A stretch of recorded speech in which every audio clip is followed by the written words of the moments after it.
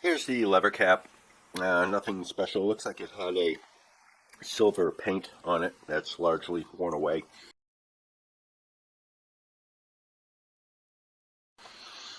And in the back, there's no tongue on this part of the lever cap, but it looks like it was cast with the intention that perhaps on some models the tongue was put on.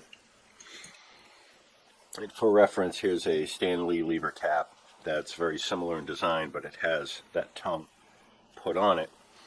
So I measured this, and it was about 30 thousandths in thickness. And I do have a piece of steel that measures about 30 thousandths. I don't think this is anything special in terms of steel. It looks a little bent and banged up, so I don't think it's spring steel or anything, but I could be wrong.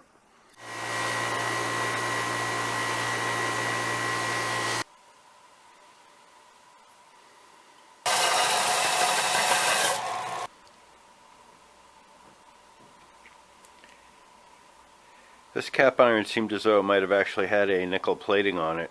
As I was sanding it and grinding it, looks as though a little bit of the nickel plating, it's a lot shinier, is remaining, and I'm getting down to the base metal.